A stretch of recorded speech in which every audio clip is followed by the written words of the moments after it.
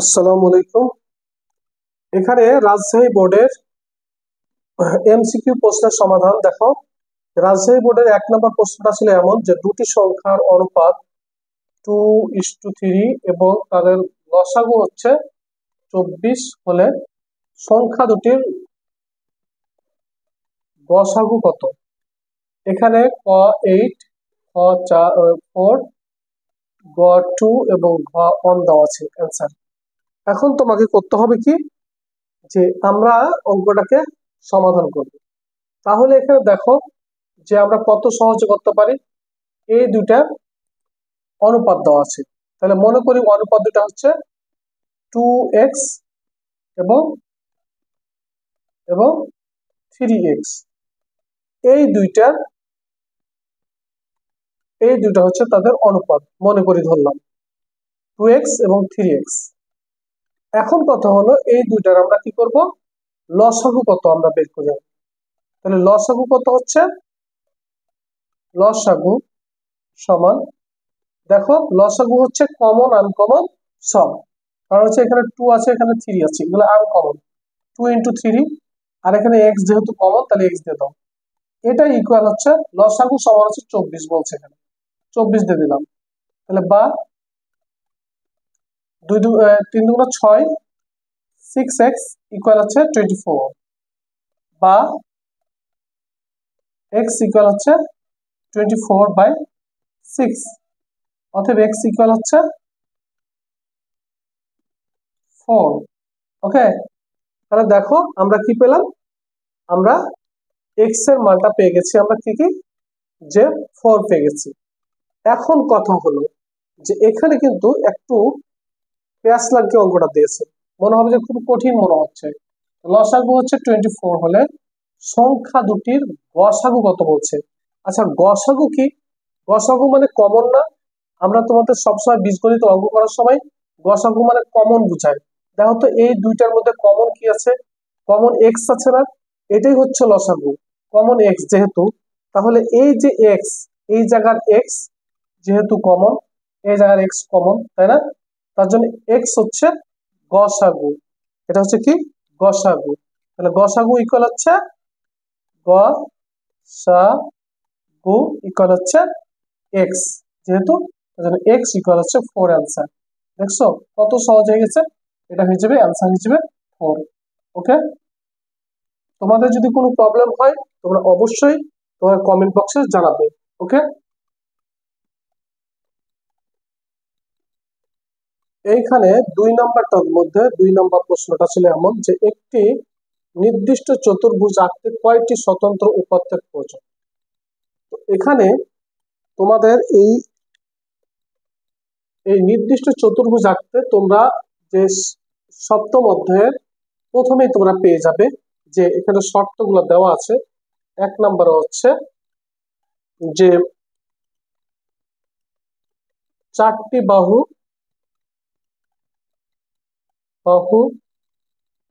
ও 1টি কোণ, 1 নম্বর শর্ত। 2 নম্বর শর্ত হচ্ছে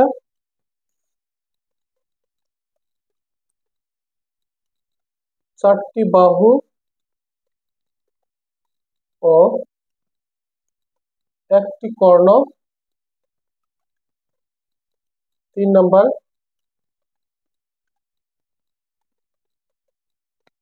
3টি বাহু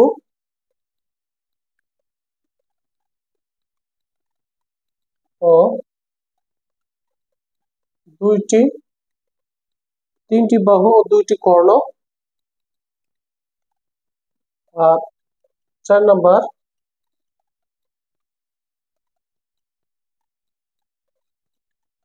3টি বাহু ও 2টি কোণ। আমি খুব সংক্ষিপ্ত লিখছি, কারণ এগুলা সংক্ষিপ্ত আকারে না লিখলে এত দ্রুত সময় পাওয়া যায় না। ওকে, তোমাদের এটি মনে রাখতে হবে, মনে রাখলে সবচেয়ে ভালো। আর হচ্ছে 2টি বাহু 3টি কোণ, 2টি বাহু ও 3টি কোণ। এই হচ্ছে দেখো তোমাদের এটা কিন্তু খুব ভালো করে মনে রাখতে হবে যে একটি নির্দিষ্ট চতুর্ভুজ আঁকতে কয়টি স্বতন্ত্র উপাত্তের প্রয়োজন। এখানে দেখো শর্তগুলা খুব সহজে মনে করে করতে পারবে। 4টি বাহু 1টি কোণ, মোট 4টি বাহু ও 1টি কর্ণ, 3টি বাহু ও 2টি কর্ণ, 3টি বাহু ও 2টি কোণ, আর 2টি বাহু ও 3টি কোণ। এই যে এই নির্দিষ্ট স্বতন্ত্র এই 4টি হচ্ছে 5টা হচ্ছে তোমার হচ্ছে 5টি উপায়ে চতুর্ভুজ আঁকা সম্ভব। ঠিক আছে, এই যে হচ্ছে এখানে তোমাদেরকে মনে রাখতে হবে যে উত্তর হবে 5। ওকে, এটাই হলো অ্যান্সার। এইখানে দেখো সমকোণী ত্রিভুজের সূক্ষ্ম কোণদ্বয়ের পার্থক্য 10 ডিগ্রি হলে বৃহত্তম কোণটির মান কত। এখন সমকোণী ত্রিভুজ তুমি কি চিনো, এটাকে জানতে হবে। সমকোণী ত্রিভুজ হচ্ছে এটা, এটা হচ্ছে সমকোণী ত্রিভুজ। এটা হচ্ছে তোমার সমকোণী ত্রিভুজ, এটা হচ্ছে 90 ডিগ্রি। ওকে, তো আমরা জানি ত্রিভুজের 3 কোণের সমষ্টি হচ্ছে, ত্রিভুজের 3 কোণের সমষ্টি কোণের সমষ্টি হচ্ছে 180 ডিগ্রি। এই যে দেখো ত্রিভুজের 3 কোণের সমষ্টি হচ্ছে 180 ডিগ্রি, তাহলে এখানে আমরা 90 ডিগ্রি পেয়ে গেছি। তাহলে 90 ডিগ্রি পেয়ে গেলে তাহলে পারে এই দুই কোণের মান কত, অবশ্যই 90 ডিগ্রি। তোমাদেরকে এটা বুঝতে হবে যে এই কোণের মান যেহেতু আমরা 90 ডিগ্রি পেয়ে গেছি, দেওয়া থাকে, কারণ সমকোণী মানে যে ত্রিভুজের একটি কোণ সমকোণ তাকে বলা হচ্ছে সমকোণী ত্রিভুজ। তাহলে এই ত্রিভুজটার এই কোণটা হচ্ছে সমকোণ, মানে হচ্ছে 90 ডিগ্রি। আর 90 ডিগ্রির কারণে এই কোণটি হচ্ছে, যেহেতু এই দুই কোণের মান তাহলে মিলে হচ্ছে, দুই কোণ মিলে হচ্ছে 90 ডিগ্রি। ঠিক আছে, তাহলে এখন দেখো বলছে কি যে সূক্ষ্ম কোণদ্বয়ের পার্থক্য, তাহলে অবশ্যই এটা আর এটা সূক্ষ্ম কোণ। হ্যাঁ, তাহলে সূক্ষ্ম কোণদ্বয়ের পার্থক্য হচ্ছে 10। তাহলে আমরা যদি 90 থেকে যদি 10 বাদ দিই, দেখো 90 থেকে এই দুইটা হচ্ছে 90, যেহেতু পার্থক্য 10 বলছে তার জন্য 90 ডিগ্রি বিয়োগ হচ্ছে 10 ডিগ্রি, তাহলে ইকুয়াল কত হলো 80 ডিগ্রি। তো 80 ডিগ্রিকে আমরা দুইটা ভাগ করব, কারণ হচ্ছে 80 ডিগ্রি ভাগ হচ্ছে 2, কারণ দুইটা কোণ। ওকে, তার জন্য দুইটা ভাগ করব, তাহলে হয়ে গেল কত 40 ডিগ্রি। এখন যেহেতু বলছে যে এদের পার্থক্য 10, তার জন্য বৃহত্তম কোণটি কত, তার জন্য আমরা কি করব, আমরা সূক্ষ্ম কোণ পেয়েছি, মানে একটা কোণের মান পেয়েছি 40। ওকে, এটা 40 ডিগ্রি, তাহলে পরে এটা কত হবে, অবশ্যই তোমার মনে হবে যে বৃহত্তম কোণ বলছে, তাহলে অবশ্যই এর সাথে 10 যোগ করতে হবে। তো 40 যোগ হচ্ছে 10 ইকুয়াল হচ্ছে 50 ডিগ্রি। ওকে, কারণ হচ্ছে কি দেখো তুমি যে সমকোণী ত্রিভুজের সূক্ষ্ম কোণদ্বয়ের পার্থক্য হচ্ছে 10 ডিগ্রি, তাহলে 10 ডিগ্রি যেহেতু পার্থক্য, তার জন্য আমি 10 ডিগ্রিকে মাইনাস করছি। ওকে, কারণ হচ্ছে কি পার্থক্য 10, মানে তোমার হচ্ছে কি একটা যদি কথার কথা একটা যদি তোমার হয় 50 আর একটা হবে 40, তাহলে পার্থক্য 10 হচ্ছে না। সেরকমই এখানে দেখো যে এই দুটার পার্থক্য কত 10, এর জন্য আমি প্রথমেই 10কে কি করছি, বিয়োগ করে দিয়েছি। তারপর 80 হয়েছে, 80কে আমি 2 দিয়ে ভাগ করলাম, কারণ দুইটা কোণ, তার জন্য 2 দিয়ে ভাগ করছি, তাহলে হয়ে গেল 40। এই 40 হচ্ছে একটা, তাহলে অপরটা থেকে যেহেতু 10 পার্থক্য, তার জন্য অপরটার সাথে আমি 10 যোগ করছি, তাহলে এটা হবে তোমার 50 ডিগ্রি। ওকে, এটা হবে 50 ডিগ্রি, এই হচ্ছে তোমার কোণ। তাহলে এটা হচ্ছে 50, এটা হচ্ছে 40, আর এটা হচ্ছে 90 ডিগ্রি। এই হচ্ছে সমকোণী ত্রিভুজের সূক্ষ্ম কোণের পার্থক্য 10 হলে বৃহত্তম কোণটি হচ্ছে তোমার এখানে হবে 50 ডিগ্রি আনসার। ওকে, এইখানে দেখো সূচকের একটা অঙ্ক দিয়েছে রাজশাহী বোর্ডে, এর 4 নম্বর অঙ্ক। যেমন দেখো 2 × 8⁻x - 1 = 1 হলে x এর মান কত। এখানে ক দেওয়া আছে 2/3, খ দেওয়া আছে 1/4, গ দেওয়া আছে 4/3, আর ঘ দেওয়া আছে 3/2। এখন এটা আমরা সমাধান করব। তাহলে তুমি দেখো এখানে একটা জিনিস খেয়াল রাখবে, সূচকের মোটামুটি তুমি সূত্র অবশ্যই জানো, তাহলে এক্স মাইনাস ওয়ান ইকুয়াল হচ্ছে ওয়ান। এখন তুমি এখানে দেখো 8 কে আমরা দেখবো যে এখানে কত আছে 2। ওকে, তাহলে 8 কে যদি আমরা 2 বানাই তাহলে দেখো তো কয়টা হয়। 8 কে আমরা ভাঙি, যেমন 2 দিয়া 4, আবার 2 দিয়ে দিলে 2 2 4, তাহলে 3টা। তাহলে আমরা সুন্দর করে এখানে আমরা 2 এর উপর কিউব দিয়ে দিব, এখানে পাওয়ার হয়ে যাবে এক্স মাইনাস ওয়ান ইকুয়াল হচ্ছে ওয়ান। ওকে, বুঝতে পেরেছো কিনা? এখন দেখো 3টা যেহেতু আছে তার জন্য আমরা 2 এর উপর কিউব দিলে আমরা 8 হয়। ওকে, তাহলে আর এক্স মাইনাস ওয়ান ছিল, এক্স মাইনাস ওয়ান দিয়ে দিছি, এখানে যা ছিল তাই, এখানে ওয়ান ছিল ওয়ান দিয়েছি। তাহলে বা এইখানে দেখো 2 ইন্টু এই 2, এটার উপর 1 আছে পাওয়ার, আর এখানে আছে কি এর সাথে গুণ করে দিই, তাহলে 3x আর মাইনাসের 3 এর সাথে 1 গুণ, তাহলে 3 ইকুয়াল হচ্ছে 1। ওকে, তোমাকে হয়তো একটু বুঝতে হবে, না হলে তো হবে না। এটার সাথে জাস্ট গুণ করতে হবে, 3 এর সাথে x গুণ 3x, আর 3 এর সাথে 1 গুণ 3 কে 3। ওকে, এখন তুমি দেখো এখানে বা এখানে যেহেতু এই এই সংখ্যাগুলো কি করবো আমরা, একটা 2 দিয়ে ওই যে তোমার a to the power m plus a to the power n এর সূচকের সূত্রটা, যে a to the power m plus n পাওয়ারটা কি হবে, যোগ হয়ে যাবে। তার জন্য এখানে তুমি যোগ করে দাও, 1 যোগ 3x মাইনাস 3 ইকুয়াল হচ্ছে 1। ওকে, বা এখানে দেখো 2, এখানে হচ্ছে 3x, আর এখানে 3 থেকে আমি 1 যদি বাদ দিই তাহলে মাইনাস 2 ইকুয়াল হচ্ছে। এখন দেখো এখানে যেহেতু 2 এর 2 ভিত্তি, ঠিক আছে, আর এটা পাওয়ার, তার জন্য এখানে আমরা 2 বানাবো। দেখো তো 2 এর উপর যদি আমরা শূন্য দিই তাহলে কি আমাদের 1 হয় না, এখানে 1 হয় অবশ্যই। ঠিক আছে, 2 এর উপর যদি আমরা পাওয়ার শূন্য দিই তাহলে 1 হয়। তাহলে এখন তো দুই পাশ থেকে আমরা কি করব, 1টাকে আমরা আউট করে দেব।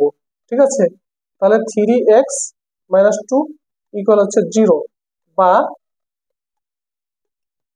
3x ইকুয়াল হচ্ছে এই 2টা মাইনাস আছে, এর ওই পাশে গেলে প্লাস হয়ে যায়, শুধু 2 লিখবো। ওকে, বা x ইকুয়াল হচ্ছে 2/3। দেখো x ইকুয়াল 2/3, আমাদের কিন্তু মান কিন্তু চলে আসছে।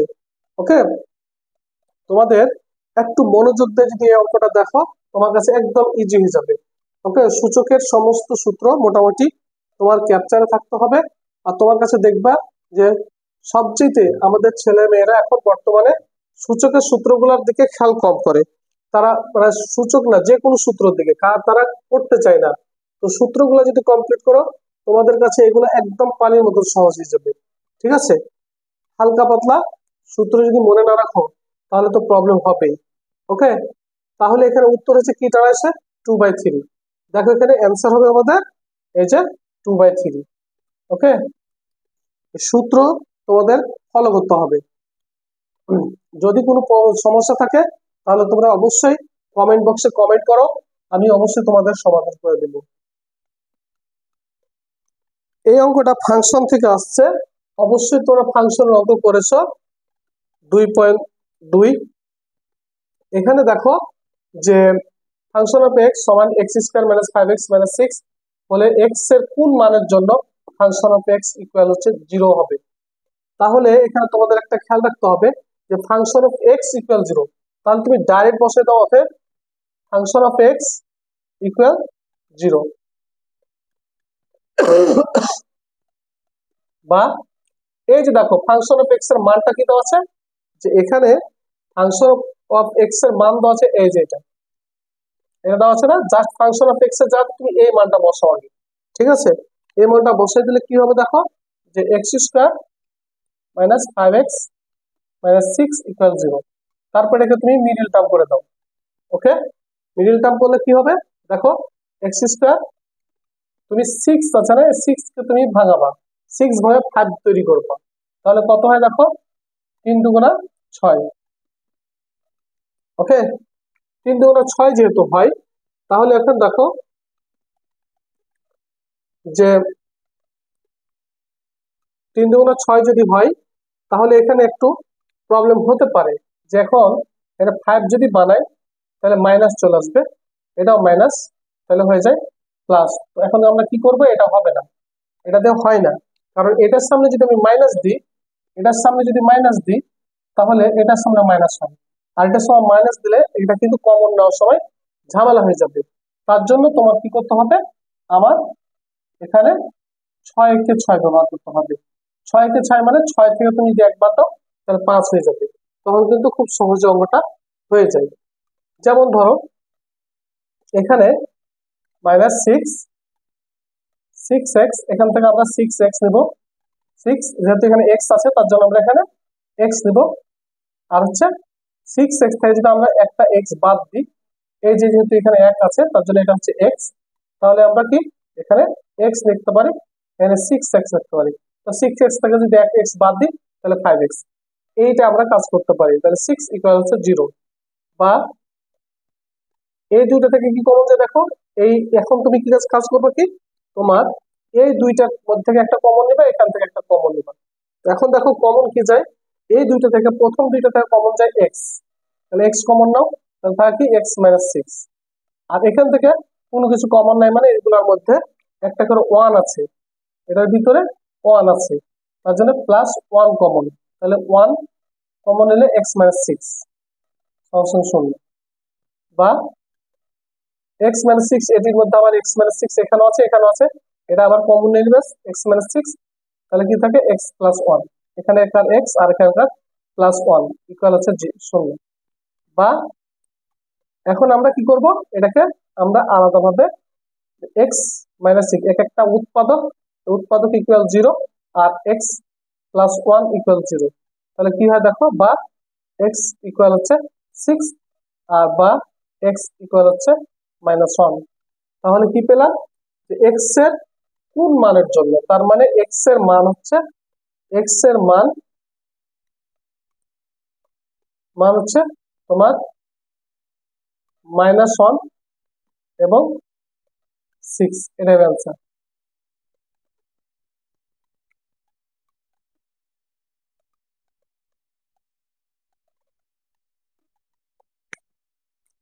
উত্তরে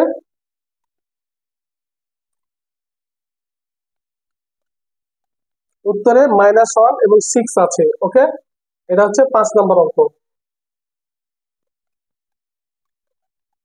এইখানে দেখো 6 নম্বর একটা অঙ্ক দিয়েছে রাজশাহী বোর্ডে, যেটা হচ্ছে তোমার এ বি সি একটি ত্রিভুজ, আর ত্রিভুজটি হচ্ছে এই পুরা ত্রিভুজটা, এখানে মনে করো এই রেখাটা নাই, তো এই এডি নাই, তাহলে পরে কি হচ্ছে, বলে দিচ্ছে যে এ বি সি এই ত্রিভুজটি সমবাহু ত্রিভুজ। আচ্ছা সমবাহু ত্রিভুজ কি, তার 3টা বাহুই সমান, এ বাহু আর এ বাহু পুরাটা সমান, ওকে, মানে এ বাহু মানে এখানে মনে করো কিছু নাই, তাহলে এই বাহুটা পুরাটা সমান। তো চিত্রটা দেওয়া আছে তোমার এরকম, ওকে, এরকম দেওয়া আছে ডি বিন্দু মধ্যবিন্দু। তাহলে বলছে কি সমবাহু যেহেতু, তাহলে এবিসি সমবাহু ত্রিভুজের বিডি সমান হচ্ছে 2 সেন্টিমিটার, এই বিডি সমান হচ্ছে 2 সেন্টিমিটার, এটা 2 সেন্টিমিটার, ওকে, এটা 2 সেন্টিমিটার।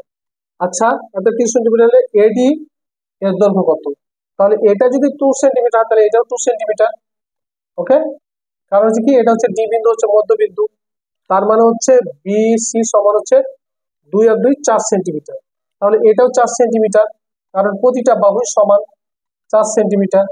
তাহলে এইটা আর এটার আমরা মাপ পেয়ে নিচ্ছি, কিন্তু পরিমাপ পেয়ে নিচ্ছি দৈর্ঘ্যটা, তাহলে এটার দৈর্ঘ্য কত আমরা এটা জানি না, ওকে, তো জানি না কিভাবে জানবো আমরা, এটা অবশ্যই দেখো এই অংশটা বা এই অংশটা তুমি যে কোনো ধরো সমস্যা নাই, এই অংশটা হচ্ছে একটা কি সমকোণী ত্রিভুজ, মানে এই কোণটা হচ্ছে সমকোণ, এই কোণটা হচ্ছে সমকোণ। আর সমকোণী ত্রিভুজে অবশ্যই তোমরা পিথাগোরাসের সূত্র অবশ্যই পড়েছো।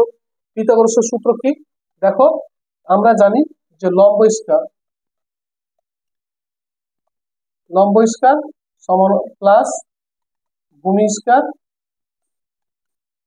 ইকুয়াল হচ্ছে অতিভুজ স্কয়ার, অতিভুজ স্কয়ার। লম্ব কোনটা, এটা লম্বটা হচ্ছে আমাদের এডি, এই যে এখান থেকে শুরু করে, এই যে এখান থেকে শুরু করে এই পর্যন্ত, এটা হচ্ছে লম্ব। তাহলে হচ্ছে এডি, এডি স্কয়ার প্লাস ভূমি কত, ভূমি হচ্ছে তোমার বিডি, বিডি স্কয়ার, আর হচ্ছে অতিভুজ কত, অতিভুজ হচ্ছে এবি। তুমি এই সাইড থেকে তুমি করতে পারো, সমস্যা নাই, ঠিক আছে।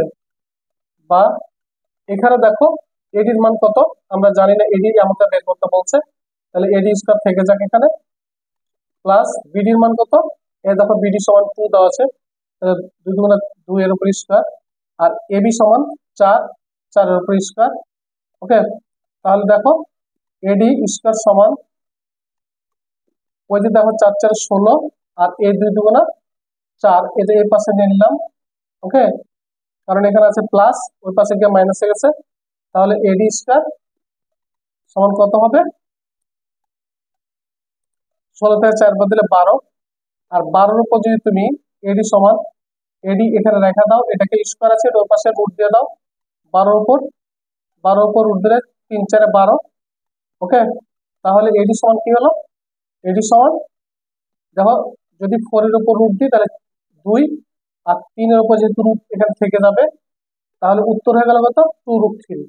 ঠিক আছে, 2√3। দেখো এখানে 2√3 কোথায় আছে, এই দেখো এখানে ক নাম্বারে 8√3, 4√3, 2√3, এই যে ক নাম্বার অ্যান্সার। ওকে,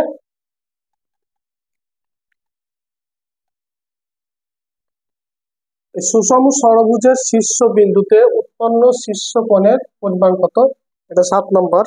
এটা আসছে তোমার হচ্ছে রাজশাহী বোর্ডের 7 নম্বর প্রশ্নে। এখন সুষম ষড়ভুজ, ষড়ভুজ কিভাবে আঁকে, ষড়ভুজ আঁকতে গেলে তোমাকে একটা চিন্তা করতে হবে যে 6টা বাহু থাকবে। ওকে, এরকম 6টা বাহু থাকবে।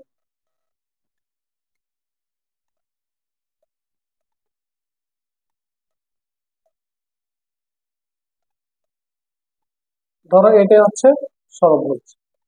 এখন কথা হলো যে এইখানে দেখো এক একটা কোণ উৎপন্ন হয়েছে, এই যে এক একটা কোণ, এখানে এক একটা কোণ, এই কোণের মানটা আমাদের কাছে চেয়েছে যে এই কোণের মানটা কত হবে। তাহলে সুষম ষড়ভুজের শীর্ষ বিন্দুতে উৎপন্ন শীর্ষ কোণের পরিমাণ কত, এই যে কোণগুলার যে মান চাইছে এগুলো আমরা বের করবো। এটার জন্য আমাদের একটা সূত্র প্রয়োগ করতে হবে, যেমন n-2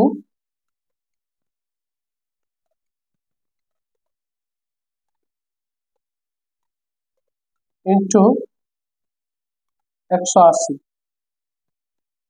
ওকে, এই সূত্রটা বের করতে হবে। আর এটা হচ্ছে তোমার বাহুগুলো, প্রতিটা বাহুর ওই ক্ষেত্রে চলে আসবে, মানে তোমার কত ডিগ্রি এটা চলে আসবে। আর যদি তুমি বলো যে এক একটা কোণ যদি বের করতে চাও, তাহলে একটু তুমি 6 দ্বারা ভাগ করবে। ওকে, তাহলে বের হয়ে যাবে। কারণ হচ্ছে কি, যদি বলে যে একটি সুষম ষড়ভুজের শীর্ষে উন্নতি কোণের পরিমাণ কত, তখন হচ্ছে এই সূত্র। আর যদি বলে একটি ষড়ভুজের শীর্ষ বিন্দুতে উৎপন্ন শীর্ষে কোণের পরিমাণ কত, একটি যদি বলে, তখন হচ্ছে এই সূত্র।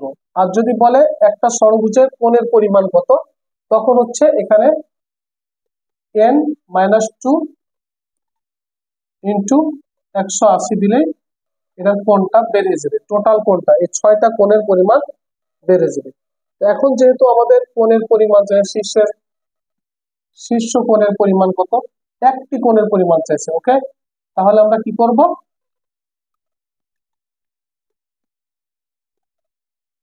এইখানে আমরা মান বসাই দিই।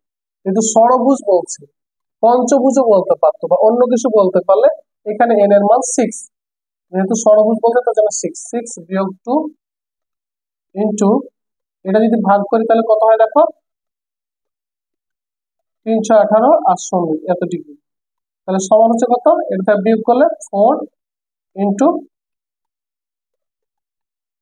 30 ডিগ্রি ইকুয়াল হচ্ছে 3 4 12, 120 ডিগ্রি। দেখো কত সহজে হয়ে যাচ্ছে। এটা হচ্ছে তোমার অ্যান্সার হচ্ছে কত, এই যে দেখো 135 120, তাহলে এখানে 120 আনসার। ওকে,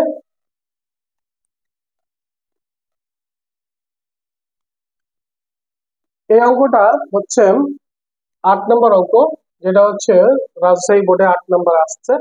তাহলে তোমাদেরকে এখানে খেয়াল রাখতে হবে যে এখানে বলছে এখানে একটা সংখ্যা দেওয়া আছে, এর সাধারণ লগের পূর্ণক কত বলছে।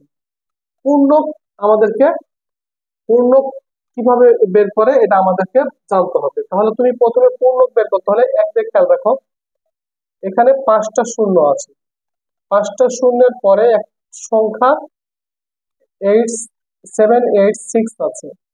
তাহলে এটাকে যদি তুমি পূর্ণ করতে যাও, তাহলে এখানে বৈজ্ঞানিক পদ্ধতিতে যদি তুমি লিখতে যাও তাহলে কেমন হয় জানো? এই যে হচ্ছে তোমার 7 into 86 into 10 to the power 10 to the power, দেখো এই দশমিকের পরে যেহেতু 7 এর পরে যেহেতু দশমিক দিয়েছি, তাহলে এর আগে কতটা সংখ্যা আছে? 1 2 3 4 5 6, এই জন্য আমি এখানে লিখবো 6। ওকে, এটার উপর কি দেবো? পাওয়ার 6, এটা হবে কি মাইনাস। কিন্তু এখানে মাইনাস দিয়ে আমি করবো না, এটা কি করব, একদম একদম একটা কাজ করতে পারি, মাইনাসের এখানে দরকার নাই। এখানে আমাদের খেয়াল রাখতে হবে যেখানে 6 দশমিকের পরে এই যে 7 আছে না, এই 6টা মনে রাখতে হবে। 6 এর উপর যদি এখানে কোনো কিছু দেওয়া না থাকে তাহলে এটা পূর্ণক বুঝায় না, কারণ এটা পূর্ণকের উপরে একটা ড্যাশ চিহ্ন দিতে হবে। এখানে এটাও কিন্তু হবে না, এটাও 5 তো হবেই না, এই 5 তো হবে না। তাহলে আমরা কত পেয়েছি? 6 পেয়েছি না? তাহলে এই যে আমাদের উপরে যে এই ড্যাশ চিহ্ন দেওয়া আছে পূর্ণক, এটাই হবে অ্যান্সার। ওকে,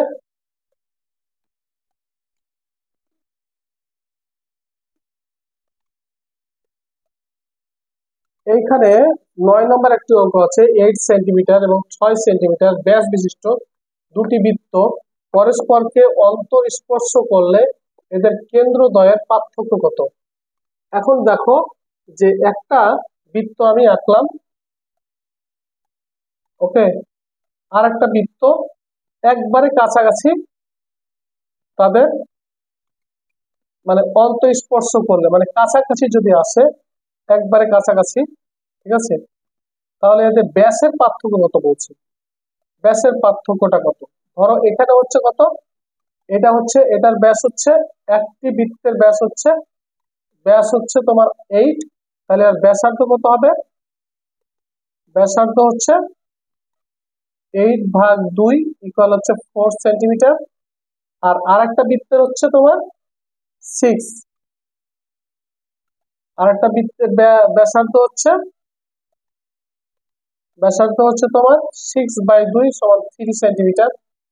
তাহলে দেখো তাদের অন্তঃস্পর্শ করলে, তারা পাশাপাশি যদি স্পর্শ করে, তাহলে তাদের মানে এদের কেন্দ্রদ্বয়ের পার্থক্য কত? কেন্দ্রদ্বয়ের পার্থক্য মানে এখানে তুমি বুঝতে পারছো, এটা হচ্ছে 4 সেন্টিমিটার 3 সেন্টিমিটার, তাহলে পার্থক্য সমান কত হবে? পার্থক্য ইকুয়াল হচ্ছে তোমার 4 বিয়োগ 3 সমান সমান হচ্ছে 3, 4 বিয়োগ 3 সমান হচ্ছে 1, ইকুয়াল হচ্ছে 1 সেন্টিমিটার।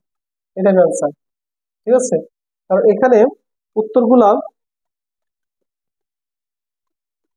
এখানে এই উত্তরগুলো দেওয়া আছে 14 সেন্টিমিটার, 7 সেন্টিমিটার, 2 সেন্টিমিটার আর 1 সেন্টিমিটার। দেখো এখানে কি পার্থক্য বেড়েছে? পার্থক্য 4 থেকে 3 বাদ দিলে 1 সেন্টিমিটার, তাহলে অ্যান্সার হবে 1 সেন্টিমিটার।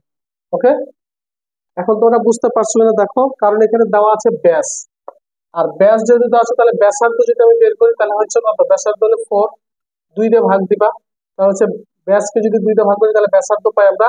তাহলে ব্যাসার্ধ, আবার ব্যাসার্ধ হচ্ছে এটা যদি আমরা আরেকটা বৃত্ত আছে 6 থেকে 2 ভাগ করলে 3 সেন্টিমিটার। তাহলে এখন দেখো যে পার্থক্য কত এই দুইটার মধ্যে, পার্থক্য 4 - 3 সমান 1 সেন্টিমিটার। এখন এখানে উত্তর আছে, এ দেখো এখানে 1 সেন্টিমিটার আছে। এইখানে তোমাদের মনে রাখতে হবে যে এখানে এটা হচ্ছে রাজশাহী বোর্ডে আসছে 10 নম্বর অঙ্ক। খুবই প্রতিটা এমসিকিউ খুবই ইম্পর্টেন্ট। এখানে হচ্ছে কি ত্রিকোণমিতি থেকে এসছে, sin 90 degree minus theta equal হচ্ছে √3/2 হলে থিটা ইকুয়াল কত, এখানে মানগুলো দেওয়া আছে।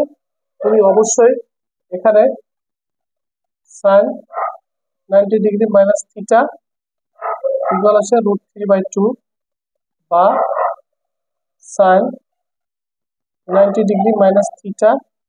এখানে তুমি কি জানো যে অবশ্যই সাইন √3/2 এর মান কত? এখানে খুব সহজেই পাওয়া যায়। আমরা দেখি সাইন, দেখো সাইন 0 ডিগ্রি মান 0, সাইন 30 ডিগ্রি মান হচ্ছে হাফ, সাইন 45 ডিগ্রি মান হচ্ছে 1/√2, আর সাইন 60 ডিগ্রি মান হচ্ছে √3/2। দেখছো সাইন 60 ডিগ্রি, তো সাইন 60 ডিগ্রি মান যেহেতু আমরা এটা পেয়ে গেছি, সাইন 60 ডিগ্রি সমান হচ্ছে তোমার √3/2, তাহলে √3/2 এর জায়গাতে আমরা সাইন 60 ডিগ্রি বসাই দিই, সাইন 60 ডিগ্রি বসাই দিই। কারণ দেখো কত সহজ অঙ্কটা হয়ে যায়। এই সাইন সাইন যদি আমরা বাদ দিয়ে দিই তাহলে 90 ডিগ্রি মাইনাস থিটা ইকুয়াল হচ্ছে 60 ডিগ্রি। ওকে, দুই দিক থেকে সাইন বাদ, এই সাইনটা বাদ চলে যায় এখন।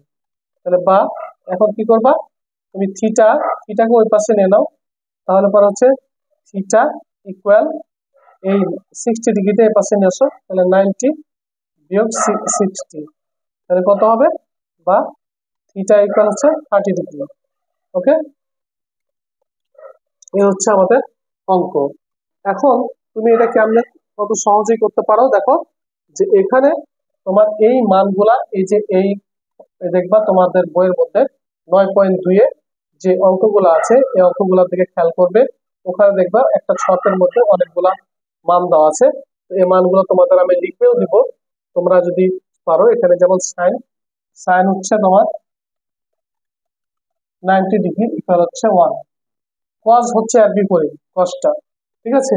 তোমরা আগে সাইনের এটা এটা আগে শিখো, আমি অন্যগুলো লেখা দিব, কারণ হচ্ছে ওগুলো লেখা দিলে এখন তো আমি এমসিকিউ করতেছি, অন্য সময় আবার তোমাদের এটা পেয়ে যাবে। তোমরা এখানে এটা পেয়ে গেছো, তোমরা যদি পারো তাহলে কসেটটা তোমরা লেখা কমেন্ট বক্সে জানাবে। ওকে, তো এই যে হচ্ছে তোমার 10টা এমসিকিউ, তোমরা ভালো করে করবে রাজশাহী বোর্ডের। আরো আমি এরপরে ভিডিওগুলো দিব প্রায় পর্যায়ক্রমে, তোমরা অবশ্যই এই ভিডিওর সাথে থাকো। এবং তোমরা যদি আমার চ্যানেলটিকে যদি সাবস্ক্রাইব না করে থাকো অবশ্যই সাবস্ক্রাইব করো এবং লাইক কমেন্ট শেয়ার করবে। ওকে, আল্লাহ হাফেজ।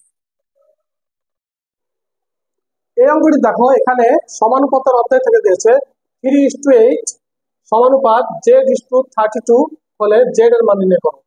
এখানে তোমাদের একটা জিনিস চিন্তা করতে হবে, তোমাদের মনোযোগ দিতে হবে। ওকে, মনোযোগ দিলে তুমি অঙ্ক বুঝতে পারবে, নাহলে কিন্তু পারবে না। মনোযোগ দাও। এখানে দেখো অনুপাত মানে কি, অবশ্যই তুমি মনে রাখো অনুপাত মানে একটা ভগ্নাংশ, এটা তোমাদের মনে রাখতে হবে।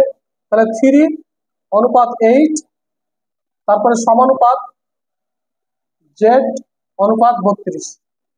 ওকে, বা এই অঙ্কটাকে আমরা 3/8 লিখতে পারি, কারণ ভগ্নাংশ করে দিলাম।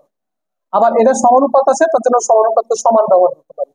আর জেড জেড থেকে গেল, আর এটাকে আমরা 32 লিখতে পারি। ওকে, এভাবে মানে ভাগ দেখতে পারি। অনুপাত থাকলে আমরা ভাগ লিখতে ভগ্নাংশ আকারে লিখবো, এই যে এখানে অনুপাত আছে ভগ্নাংশ আকারে লিখছি, আর এটা হচ্ছে কি সমান। এখন তুমি এটা কি করবা, আড়াআড়ি গুণ করবে, এটার সাথে এটা গুণ, আড়াআড়ি আড়াআড়ি গুণ করো, দেখো কি হয়, কত সহজে হয়ে যায়। 8Z ইকুয়াল, এটা হচ্ছে কি হবে, এটা এই 3 সাথে 32 গুণ, বুঝতে পেরেছো, 3 সাথে 32 গুণ করবো, তো এখানে তুমি গুণ আকারে লিখে দাও 3 এই যে 32 সাথে 3 গুণ, 32 সাথে 3 গুণ, 32 ইন্টু 3। তাহলে এখন দেখো জেড এর সাথে 8 গুণ, 8Z। ওকে, এখন তুমি দেখো এই জেডটাকে এখানে দেখা যায়, এটা গুণ আছে না, এটা ওই পাশে এনে চলেছে, তাহলে ভাগ হয়েছে। তাহলে জেড ইকুয়াল হচ্ছে 32 ইন্টু 30, আর এখানে 8টা এখানে ভাগ হয়ে যাবে। ওকে, এটা অবশ্যই ভাগ, এটা কিন্তু ভাগ চিহ্ন, এটা কিন্তু মনে রাখবা, এটা কিন্তু ভাগ চিহ্ন। তোমরা অনেকে কিন্তু এই জিনিসটা কিন্তু চিনো না যে এটা কি ভাগ কি না, ঠিক আছে, এটা খেয়াল রাখবে। কিন্তু তোমরা দশম শ্রেণীর স্টুডেন্টরা একদম জিরো থেকে তোমার কাছে চিন্তা করতে হবে, জিরো থেকে চিন্তা করো, তোমার কাছে কাজ চলে আসবে একদম সহজ হবে। ওকে, তাহলে এখন দেখো 8 দিয়ে এখানে যদি ভাগ দিই তাহলে কত হয়, 4 একটা 32, 4, দেখছো, তাহলে কত হলো, তাহলে জেড ইকুয়াল কত হবে, 3 4 12, এই যে দেখছো, তাহলে জেড এর মান কত পেলাম আমি, 12। তাহলে এখানে অ্যান্সার কোথায়, এই দেখো এখানে কোথায়, এই যে গ, দেখছো। এইভাবে তুমি এটা ক্লিয়ার করবে, তাহলে সব অঙ্ক করা যাবে, ঠিক মতো করো, দেখো ভালো লাগবে। এই অঙ্কটার ক্ষেত্রে দেখো তোমরা এই অঙ্কটা লগ থেকে এসেছে। লগের তোমরা অঙ্ক অবশ্যই তোমরা জানো এবং কিছু কিছু তোমরা অবশ্যই সূত্র বা ফর্মুলা অবশ্যই ফলো করছো। তারপরে তুমি দেখো এখানে কত সহজ হয়ে যায়, তারপরে তোমার কোনো সূত্র লাগবে না, কিছু লাগবে না, একদম ইজি ভাবে হয়ে যাবে। ঠিক আছে, কোনো সূত্র প্রয়োগ করতে হবে না লগের ক্ষেত্রে, এটা একটু খেয়াল রাখতে হবে। এখানে দেখো এই অঙ্কটার ক্ষেত্রে লগ √5 125, এখানে দেখো 125 আছে আর এখানে কি আছে √5 আছে, তাহলে 125 কে আমরা কিভাবে ভাঙতে পারি দেখো। 125 কি কি হয় দেখো, 5 × 5, তাহলে 5 × 5 = 25, 5 × 25 = 125। ওকে, তাহলে 125 হয়ে গেল। এখন তুমি কি করবা দেখো, এইখানে √5 আছে, আমাদেরকে 5 তো নাই, কারণ 5 যদি থাকতো তাহলে সহজ হয়ে যেত, কিন্তু এখানে আছে √5। তো √5 এই 5 গুলাকে, এই 5 টারে আমরা কি করব √5 বানাবো। তোমরা জানো যে একটা 5 এ হচ্ছে দুইটা √5। ওকে, এই জিনিসটা তোমরা জানো অবশ্যই, একটা 5 এ দুইটা √5, তাহলে কয়টা হলো 5 দেখো, এই দাও কত হলো, কয়টা হলো, প্রতিটা 5 হচ্ছে এক একটাতে, এক একটা 5 এর মধ্যে, যেমন এই যে দেখো √5 এর মধ্যে কি হয়, √5 × √5 সমান কত হয় দেখো, 5 কে 5 এ কি করলে কি হয়, এটাকে তুমি স্কয়ার করে দাও, তাহলে কত হবে 5 দেখো। তারপরে 5 মানে কি পাচ্ছি আমরা, একটা 5 এ দুইটা √5, তাহলে পরে এখানে তিনটা তিনটা 5 আছে, তিনটা 5 এর জন্য 3 3 গুণ 6টা, 6টা হচ্ছে কি √5। তাহলে আমরা ডাইরেক্ট ভাবে লিখতে পারি লগ √5, আর √5 এর উপর এটার উপর তুমি ব্র্যাকেট দিয়ে 6 দিয়ে দাও, এটা একবারে ঘাড়ের উপরে 6 দিয়ে দিবা। ওকে, এই 6টা এখন তোমার কি, এটা কি সূচকের, এটা কি লগের সূত্র, এই 6টা এই মাথার উপর থেকে এখানে চলে আসবে, সামনে চলে আসবে, তাহলে কি হবে, এই 6টা চলে আসবে 6 লগ √5 আর √5, এটা অবশ্যই তোমরা জানো 6 ইন্টু এইটার মান কি, এইটা এই যে দেখো ব্যাস আর ভিত্তি যখন একই থাকে তখন এটা হচ্ছে 1, এটা সূত্র তোমরা অবশ্যই তোমরা এটা পারো, এটা দশম শ্রেণীতে তোমরা এটা প্রথম লগ সূত্র লগের মধ্যে দেখছো, তারপরে তোমরা এটা 6 6 কে 6, এটা হলো অ্যান্সার। তাহলে দেখো এখানে কোথায় আছে অ্যান্সার, এই যে 3 5 6, এই যে 6 অ্যান্সার। ওকে, এইভাবে করতে হবে। এইখানে তোমরা খেয়াল করো, এখানে আরেকটি অঙ্ক, x² সমান 9x এর সমাধান সেট নির্ণয় করো। ঠিক আছে, নিচের কোনটি, এখানে একটি আছে, ক নম্বরে আছে তোমার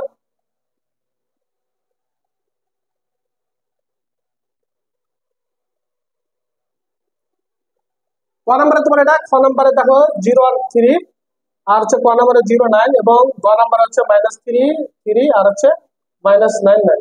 তো এই অঙ্কটারে যদি আমরা সমাধান করতে চাই তাহলে কত সহজে হয়ে যায়, তুমি একটু খেয়াল করো যে এখানে x² ইকুয়াল হচ্ছে 9x, আর সমাধান করতে বলছে তাহলে অবশ্যই সমাধান, আর সেটের কথা পরে আসি, সমাধান যেহেতু করতে বলছে তাহলে সমাধান করি, তাহলে পা আমরা এই এক্স গুলোকে এদিকে নিয়ে নিই, 9টাকে আমরা 9x টারে আমরা সমান এই পাশে নিলে অবশ্যই এটা প্লাস আছে, এটাকে পাশে আসলে মাইনাস হয়ে যাবে, -x = 0।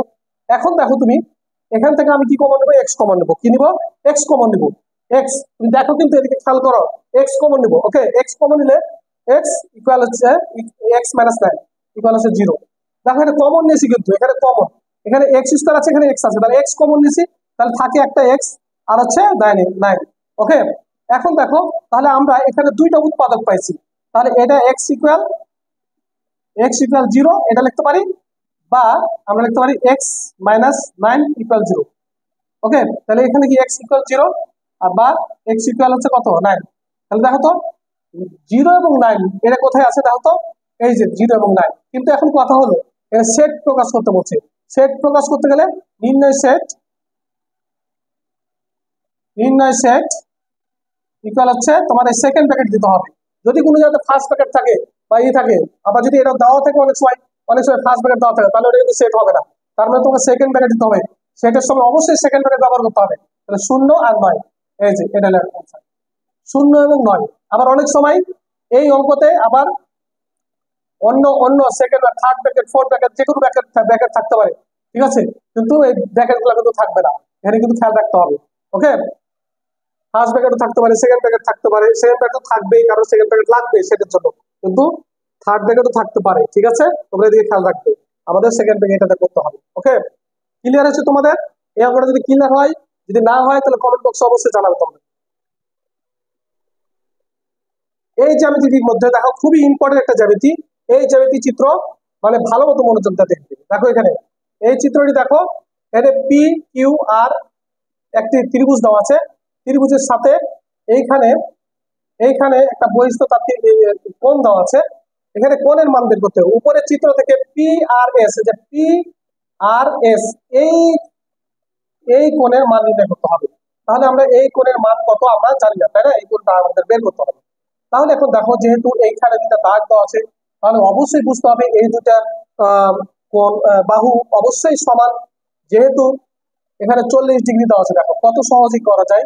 40 ডিগ্রি, 40 ডিগ্রি এই কোণটার মান দেওয়া আছে। তাহলে আমরা জানি যে ত্রিভুজের 3 কোণের সমষ্টি কত, অবশ্যই ত্রিভুজের 3 কোণের সমষ্টি 180 ডিগ্রি। ওকে, 180 থেকে যদি আমরা 40 বাদ দিয়ে দিই, তাহলে দেখো কত হয়, 40 ডিগ্রি বাদ দিই তাহলে কত হয়, 140 ডিগ্রি। ওকে, 140 ডিগ্রি এই দুটা কোণের মান। কারণ কি দেখো তো, এই দুটা যেহেতু এই বাহু আর এই বাহু সমান, তাহলে এই এই এই ত্রিভুজটাকে কি ত্রিভুজ বলে? অবশ্যই তোমরা বলবে যে সমদ্বিবাহু ত্রিভুজ। কারণ তোমরা যদি জেনে থাকো আর যদি না জেনে থাকো তাহলে অবশ্যই দেখো, এই দুইটা বাহু যদি সমান হয় তাহলে সমদ্বিবাহু ত্রিভুজ। আর সমদ্বিবাহু ত্রিভুজের সাথে যে কোণগুলো উৎপন্ন করে এই কোণ দুটো সমান, এই কোণ দুটা সমান, এই কোণ দুইটা সমান, এটা মনে রাখতে হবে। ওকে, এই কোণ দুটো যেহেতু সমান, তাহলে অবশ্যই তোমার খেয়াল রাখতে হবে যদি 40, তাহলে 80 থেকে যদি 40, 180 থেকে যদি 40 বাদ দিয়ে দিই, তাহলে পরে তোমার থাকে 140। 140 দেখো এখন 40 যেহেতু দুইটা ভাগ, তাহলে পরে এখানে এটাকে আমরা দুইটা ভাগ করি। 140কে দুইটা ভাগ করলে কত হয়, 70। 70 ডিগ্রি না, 70 ডিগ্রি। তাহলে এই এটা হচ্ছে 70, এটা হচ্ছে 70। ওকে, 70 ডিগ্রি। তাহলে 70 ডিগ্রি যদি এটা হয়, তাহলে এখন তোমাদের চিন্তা করতে হবে যে এই কোণের মানটা কত হবে। এই কোণের মানটা তোমাদেরকে একটা কথা বলি, তোমাদের সরল কোণ অবশ্যই মনে আছে, ক্লাস পঞ্চম শ্রেণীতে সরল কোণ সম্পর্কে অনেকবারই তোমরা পড়ছো। এই দেখো এইভাবে এই পুরাটা হচ্ছে 180 ডিগ্রি। ওকে, এই পুরাটা 180 ডিগ্রি একটা সরল কোণ হয়। তাহলে একটা সরল কোণ 180 থেকে তুমি যদি 70 বাদ দিয়ে দাও, তাহলে কত হয় দেখো তো, 180 থেকে 70 বাদ, 70 ডিগ্রি বাদ। কারণ তাহলে পরে এটার মান পাই যেমন আমরা এই যে পি আর এস এর মান পেয়ে গেলাম না, তখন হচ্ছে কত, 110 ডিগ্রি। দেখছো, এখানে দেখো তো কোথায় 110 ডিগ্রি আছে, অবশ্যই এখানে 110 ডিগ্রি যেটা আছে এটাই আনসার। ক্লিয়ার?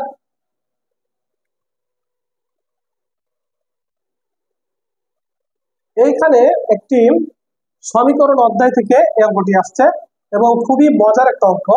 এখানে তোমরা দেখো খুব সহজেই করা যায়। যেমন 2x+3y=2 সমীকরণে x =-2 বসালে সমীকরণের প্রাপ্ত বিন্দুটি কোন চতুর্ভাগে পড়ে? সমীকরণের প্রাপ্ত বিন্দুটি কোন চতুর্ভাগে পড়ে এটা তোমাদেরকে বের করতে হবে।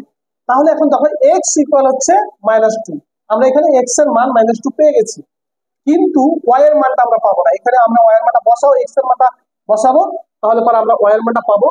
তখনই কিন্তু আমাদের মানে আমরা y এর মানটা পেলেই আমরা কোন চতুর্ভাগে বসে আমরা এমনি করতে পারবো। ওকে, তাহলে এখন শুরু করি। যে এখানে 2x+3y=2, এই জায়গাতে যে x এর মান দেওয়া আছে, x সমান হচ্ছে -2, তাহলে এই জায়গাতে x এর জায়গাতে আমরা -2 দিয়ে দিই, 2 × -2 প্লাস 3y=2। এখন দেখো এখানে এই -2টা এর সাথে গুণ করলে -4 প্লাস 3y=2। এই দেখো এই 4টাকে আমরা ওই পাশে নিয়ে যাই, তাহলে কত হবে, 3y=4টাকে ওই পাশে গেলে 2 + 4, এটা মাইনাস আছে, এটা এই পাশে এসে পড়ে গেছে, বা 3y=6, বা y= তোমার 6/3। অতএব y=3 × 6 2। ওকে, তাহলে এখন দেখো কত সহজেই অঙ্কটা হয়ে যাচ্ছে। 2 y এর মান 2 আর x এর মান হচ্ছে -2। তাহলে এখন দেখো এই যে চতুর্ভাগ, এই চতুর্ভাগ তোমরা অবশ্যই দেখছো, প্রথম চতুর্ভাগ, দ্বিতীয় চতুর্ভাগ, তৃতীয় চতুর্ভাগ, চতুর্থ চতুর্ভাগ। ঠিক আছে, তাহলে এখন দেখো প্রথম চতুর্ভাগে কি হয়, প্লাস প্লাস, দ্বিতীয় চতুর্ভাগে কি হবে, মাইনাস প্লাস মাইনাস প্লাস, তৃতীয় চতুর্ভাগে হবে কি, মাইনাস মাইনাস, চতুর্থ চতুর্ভাগে কি হবে, কি এটা হবে প্লাস মাইনাস। ওকে, তাহলে দেখো এখানে আমরা 4টা চতুর্ভাগ পেয়েছি, তাহলে দেখো তো এটার মান কত, এখানে এক্স এর মান কত -2, তাহলে এই যে দেখো প্রথমে কত আছে -2, এই যে এখানে, আর হচ্ছে +2, এটার মান কত, ওয়াই এর মান হচ্ছে +2, এই যে প্লাস, তাহলে পরে মাইনাস, আর যে প্লাস কোন ঘরে আছে মাইনাস এবং প্লাস। কত সহজ একটা অঙ্ক আছে, দ্বিতীয় চতুর্ভাগে উত্তর হবে কি দ্বিতীয় চতুর্ভাগে। দেখো অন্যটাতে মিলে, অন্যটাতে মিলে না, দেখো কোনটার সাথে মিলে না। দেখো এখানে এক্স এরটার সাথে আছে -2, এক্স এরটার সাথে কোথায় -2 আছে, এখানে আছে, কিন্তু দেখো তো এখানে কি আছে, ওয়াই এরটাতে ওয়াই এর সাথে মিলে +2 নাই, তার মানে শুধু এটাই আছে একটার মধ্যেই, এটাই হবে কি দ্বিতীয় চতুর্ভাগ অ্যান্সার। ওকে, তোমরা কি অবশ্যই বুঝতে পেরেছো? যদি না বুঝতে পারো তাহলে অবশ্যই তোমরা কমেন্ট বক্সে জানাবে, আমি তোমাকে এক্সট্রা আলাদাভাবে বুঝাই দেব। ঠিক আছে, এত সহজ যা কল্পনা করা যায় না। এই অঙ্কটা দেখো খুব মজার একটা অঙ্ক, যেটা হচ্ছে তোমার এই 4 + a + b + 32 ধারাটির সাধারণ অনুপাত কত। সাধারণ অনুপাত কোথায় ব্যবহার হয় তোমরা অবশ্যই জানো, সাধারণ অনুপাত কোথায় ব্যবহার হয়। সাধারণ অনুপাত ব্যবহার হয় ধারার সমষ্টিতে। সমষ্টি হচ্ছে ধারার অধ্যায়ে, ধারা দুইটা অধ্যায়, একটা হচ্ছে সমান্তর ধারা আর গুণোত্তর ধারা, দুইটা পাঠ। এই দুইটা পাঠের মধ্যে দেখো সাধারণ অনুপাত কোথায় ব্যবহার হয়। সাধারণ অন্তর যদি হতো তাহলে সমষ্টির সূত্র হতো, ব্যবহার করতাম সমষ্টির ফর্মুলা। আর যদি সাধারণ অনুপাত আছে যেহেতু, তাহলে অবশ্যই গুণোত্তর ধারা ব্যবহার করতে হবে, গুণোত্তর ধারা। ঠিক আছে, তো এখানে উত্তর কি কি আছে আমরা একটু দেখে নিই। ওকে, দেখো এখানে 1 2 3 4 এগুলো উত্তর দেওয়া আছে সমান্তর ধারা। ওকে, তাহলে এখন দেখি এখানে আছে কত, দেখো তাহলে অবশ্যই এটা গুণোত্তর ধারা, তাহলে গুণোত্তর ধারা এখন দেখো তো 4 এর সাথে কত গুণ করলে এটা হবে, এর মান পাওয়া যায়, 4 এর সাথে কত গুণ করলে এত হবে, তাহলে 4 এর ঘরে নাকি নাম কাটা করে দেখো, 4 একে 4, 4 দুগুণা 8। ওকে, তাহলে এর মান কত হলো 8, 3 4 12, 8 দুগুণা, তাহলে 3 4 12 হবে না, তাহলে কারণ 4 এর নামটা, 4 দুগুণা 8, 8 দুগুণা 16, 16 দুগুণা 32, এটার সাথে মিলে থাকবে 16 দুগুণা 32। তাহলে দেখছো, তাহলে 4 দুগুণা 8, 8 দুগুণা 16, 16 দুগুণা 32। ঠিক আছে, তাহলে গুণোত্তর ধারাগুলো সাধারণত এরকম হয়। ওকে, যে একটার সাথে এটার সাথে একটা গুণ, তারপর আবার গুণ, 4 4 4 দুগুণা 8, 8 দুগুণা 16, 16 দুগুণা 32। ওকে, তাহলে এখন দেখো তো এর অনুপাত বের করতে বলছে। অনুপাত মানে কি, অনুপাতের সূত্র তোমরা অবশ্যই জানো, অনুপাত সমান হচ্ছে দ্বিতীয় পদ ভাগ হচ্ছে প্রথম পদ। দ্বিতীয় পদ কত 8 ভাগ হচ্ছে প্রথম পদ, কাটাকাটি করলে 4 2 8 2, এটাই হচ্ছে তোমার কাঙ্ক্ষিত মান, এই যে 2 অ্যান্সার। বুঝতে পেরেছো, এটা হচ্ছে সাধারণ অনুপাতের মান। এইখানে তোমাদের জন্য একটা সুন্দর একটা অঙ্ক এনেছি, যার জ্যামিতি, ঠিক আছে, খুবই সুন্দর একটা অঙ্ক, কিন্তু এগুলা কিন্তু বুঝতে পারলে একদম সহজ এবং সুন্দর, মানে তুমি যদি বুঝতে পারো তোমার কাছে খুব ইজি মনে হবে, না হলে পারে অনেক কঠিন। এবং তুমি একটা চিন্তা করো, তুমি সহজভাবে চিন্তা করো, সহজটা চিন্তা করো যে তুমি সহজভাবে, তুমি যদি পারো একদম সহজ হয়ে যাবে। তুমি যদি একটু বুঝো, তাহলে আমি বোঝানোর ব্যবস্থা করতেছি তোমাকে, তুমি কিন্তু ভালো যোগ দাও, মনোযোগ দাও, দেখো মনোযোগ দাও, মনোযোগ দিলে তুমি পারবে, মনোযোগ দাও ভালো করে। দেখো এখানে দেখো যে এইখানে একটা বৃত্ত আছে, আর বৃত্তর ভিতরে দেখো একটা চতুর্ভুজ আছে। এই চতুর্ভুজটার এটাকে একটু বেশি বাঁকা করে লেখা আছে, যে বুঝছো, যেন তোমাকে একটা কনফিউশনের মধ্যে ফেলে দেয়। বুঝতে পেরেছো? আর এইখানে আর একটি ত্রিভুজ আছে। ওকে, তো এই কোণগুলা যা হোক আমাদের দেখার বিষয় না, কিন্তু এইখানে কিন্তু 90 ডিগ্রি মান দেওয়া আছে এই কোণের এম এর মান। তাহলে এম এর মান যদি, এই কোণের মান সি এম এ এর মান 90 ডিগ্রি দেওয়া আছে, তাহলে কেন 90 ডিগ্রি দিল, এটা 90 ডিগ্রি, এটা যদি 90 ডিগ্রি হয় এটা যদি 90 ডিগ্রি হয় তাহলে এই বাবা কি দোষ করছে, এই লাইনটা এটা কি দোষ করছে, এটা যেহেতু 90 ডিগ্রি, কারণ সি ডি এর মধ্যবিন্দু হচ্ছে এম, আর মধ্যবিন্দু বরাবর যখন একটা বাহু, বাহুর মধ্যবিন্দুতে একটা রেখা আছে সংযোগ হয়েছে, তখন অবশ্যই এটা 90 ডিগ্রি হলে এটাও 90 ডিগ্রি। ওকে, তোমাদেরকে খেয়াল রাখতে হবে, কারণ হচ্ছে এটা যেহেতু 90 ডিগ্রি হতে পারছে, তাহলে এটা কি সমস্যা করছে, এটাও তাহলে 90 ডিগ্রি। ওকে, তাহলে এই যে 90 ডিগ্রি, এটা হলো 90 ডিগ্রি, তাহলে তুমি এটার মান পাইছো 30 ডিগ্রি, এটা পাইছো 90। তাহলে ত্রিভুজের তিন কোণের সমষ্টি কত, 180। তোমরা অবশ্যই জানো ত্রিভুজের তিন কোণের সমষ্টি 180। 180 থেকে এই যে 90 আর হচ্ছে 30 যদি বাদ যোগ করো তাহলে কত হয়, 90 আর 30 যোগ করলে 120। 120 থেকে 180 থেকে তুমি 120 বাদ দিলে 60। দেখছো কত সহজ হয়ে গেল। তার মানে এই দুইটার মান, এটা থেকে যদি তুমি 180 থেকে যদি বাদ দিয়ে দাও, তাহলে তোমার এই মানটা চলে আসবে। এটার মান কত আসলো, 60। এটার অ্যান্সার 60। ক্লিয়ার। তার মানে M A D, M A D এর মান হচ্ছে 60। 60। ওকে, একদম সহজ ভাবে তুমি চিন্তা করবা, তাহলে তোমার কাছে মানে পানির মতো সহজ হবে। চিত্র দেখা মনে হচ্ছে কিছু খুবই কঠিন, তোমাকে আমরা কনফিউজে ফেলে দিচ্ছে, বাবা এটা আবার কোথায় গেল, কেমনে এলো, কিন্তু তোমার কাছে এটা কিন্তু চিন্তা করতে হবে না। তুমি খেয়াল দেখো, তোমার আইকিউ দিয়ে তুমি প্র্যাকটিস করো, তুমি জ্যামিতি গুলো প্র্যাকটিস করো, তোমার কাছে জ্যামিতি থেকে তুমি অ্যান্সার করতে আরো বেশি চাইবে, কিন্তু আমাকে জ্যামিতি দেখ, আমি জ্যামিতি যেন পারি। ঠিক আছে, জ্যামিতি পারবো আমি, জ্যামিতি যে কোন ধরনের জিনিস দেখো পারবো, এরকম তুমি চিন্তা করো, দেখো তুমি পারবে। ঠিক আছে, জ্যামিতি খুব একটা কঠিন না, জ্যামিতি তুমি ক্লিয়ার করো। আমি তোমার বারবার বলি, ক্লাসও বলছি তোমাদেরকে জ্যামিতি করো, জ্যামিতি কিন্তু অনেক সহজ। ঠিক আছে। ওকে, এই যে দেখো একটা তোমাদের অঙ্ক আসছে ত্রিকোণমিতি থেকে, ত্রিকোণমিতির সূত্রগুলো তোমাদেরকে বারবার বলি, ত্রিকোণমিতির সূত্রগুলো ক্লিয়ার করো। তোমরা কিন্তু ত্রিকোণমিতির সূত্রগুলো যদি পারো, ফর্মুলা যদি না পারো, তাহলে পরে কিন্তু তোমাদের অঙ্কে অনেক ঝামেলা হয়ে যায়, বুঝছো।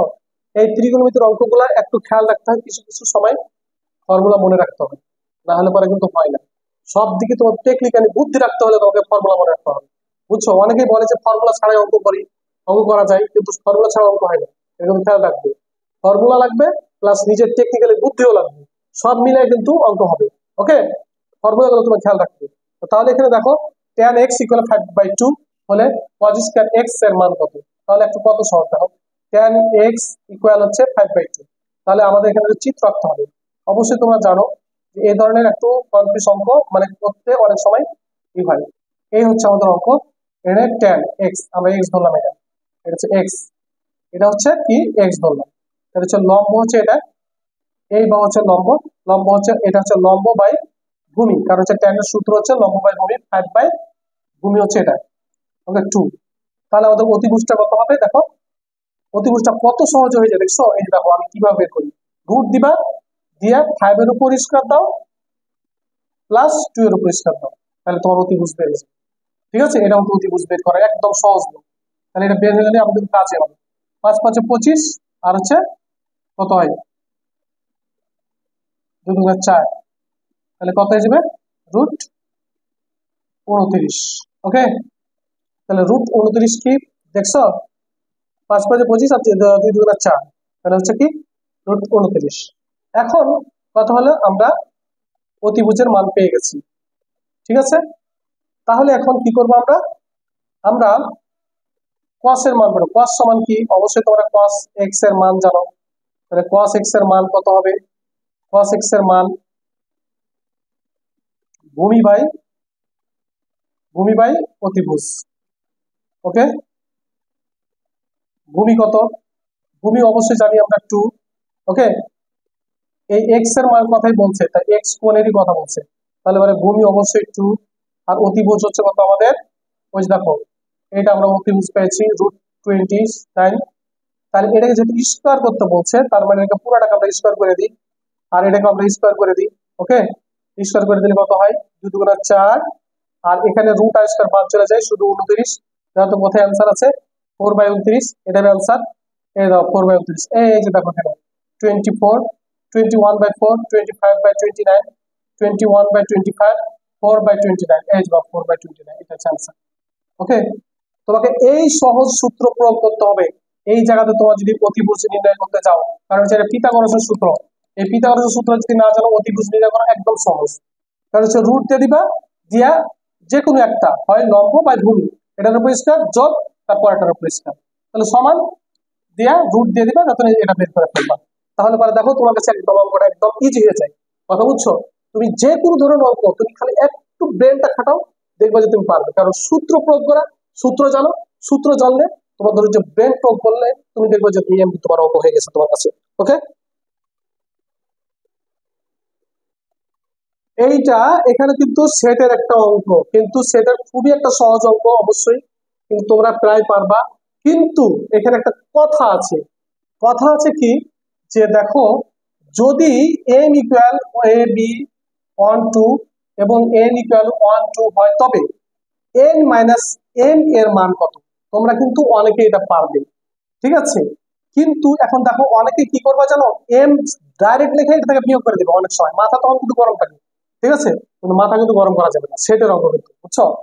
এখানে তোমার কিন্তু ব্রেন খাটায় কাজ করতে হবে। তুমি দেখো এখানে তুমি এন দিবে আগে, এন বিয়োগ এম বলছে, এন বিয়োগ এম, তাহলে এন এর মানটা তুমি আগে বসাও 1 2, ওকে, বিয়োগ দিয়ে এম, এম এর মান বসাও, এম এর হচ্ছে কি এ বি 1 2। এইখানে কিন্তু একটা খেলা, এই খেলাটা কিন্তু যে দেখে যে পারবে সেই দুটো অঙ্ক হয়ে যাবে। এখানে দেখো এখান থেকে একটা বাদ দিতে বলছে, তাহলে বাদ দেওয়ার ক্ষেত্রে, বাদের ক্ষেত্রে তোমার একটা জিনিস চিন্তা করতে হবে, বাদ দিতে হবে কেমনে। বাদ দিলে 1 2 যদি বাদ দাও, এখান থেকে 1 2 বাদ গেল, ঠিক আছে, বাদ চলে যায়, তাহলে কি এবি কি বাদ যাবে? আবার অনেকে কি করবে জানো, এবি এখানে সুন্দর করে নিয়ে না এবি অ্যান্সার করে দিবে, কিন্তু এবি কিন্তু হবে না। এই ঘরে যে উপাদানগুলো থাকবে ওই উপাদান গুলাই শুধু বাদ যাবে, কিন্তু অন্য ঘরে কি থাকবে আমার দেখার বিষয়ই না, দরকারই নাই, ঠিক আছে। যেহেতু 1 2 এখানে আছে, এটা 1 2 আছে, বাদ এটা, তার মানে এখানে ডাইরেক্ট ফাঁকা সেট।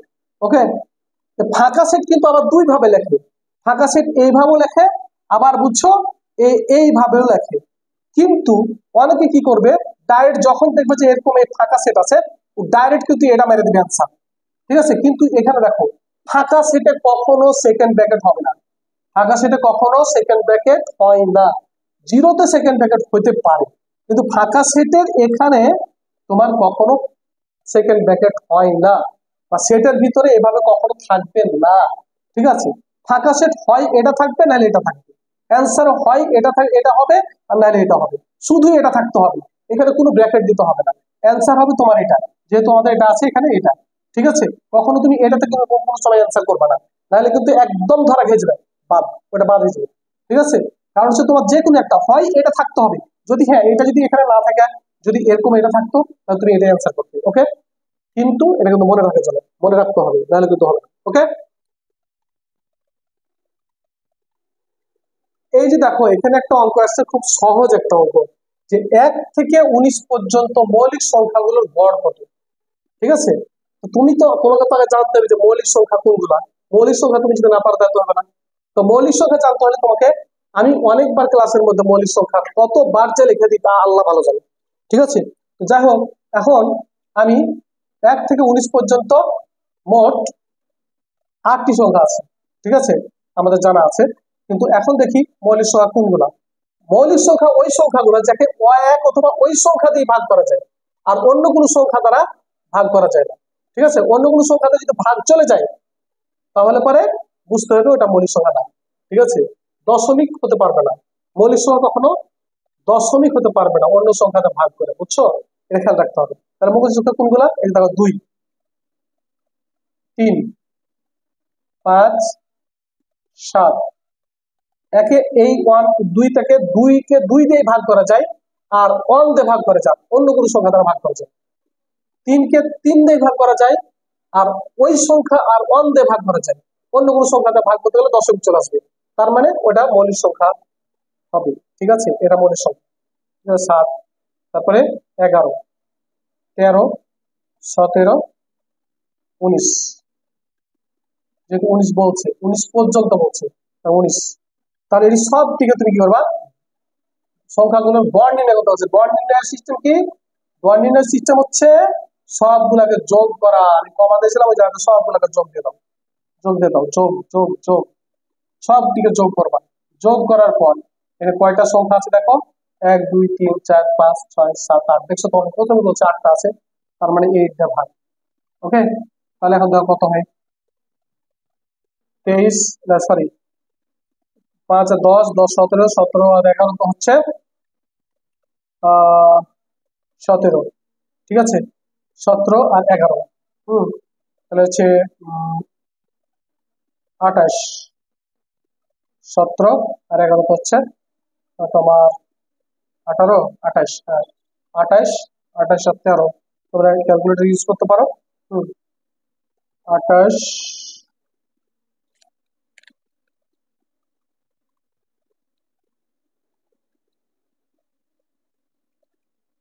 28 যোগ 17 যোগ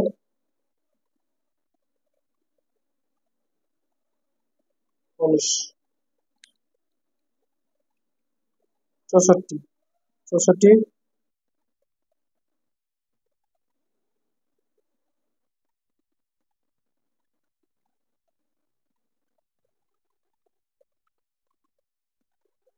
তারপরে হচ্ছে 19, 19 যদি যোগ করো তাহলে হচ্ছে তোমার 77, তাহলে 77 ভাগ হচ্ছে 8, 77কে 8 দিয়ে ভাগ করলে কত হবে, তোমার হচ্ছে 9.625।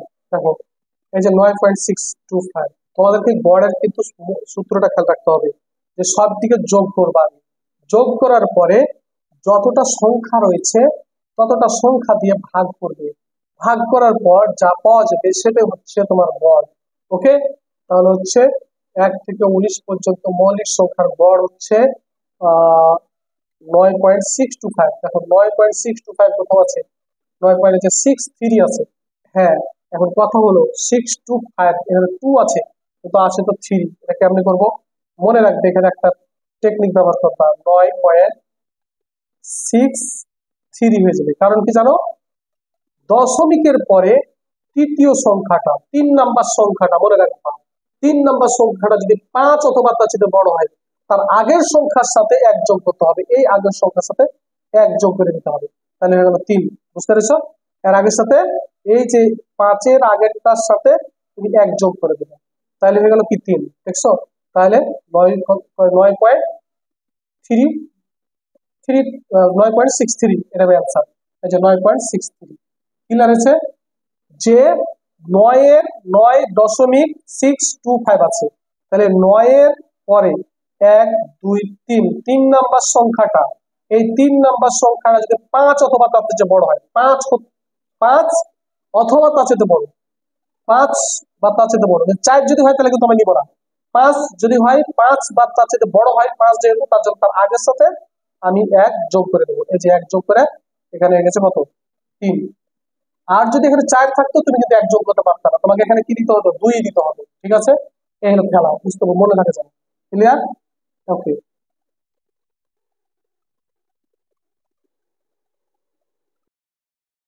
ভক্তদের জন্য এক বিশাল উৎসব হতে যাচ্ছে।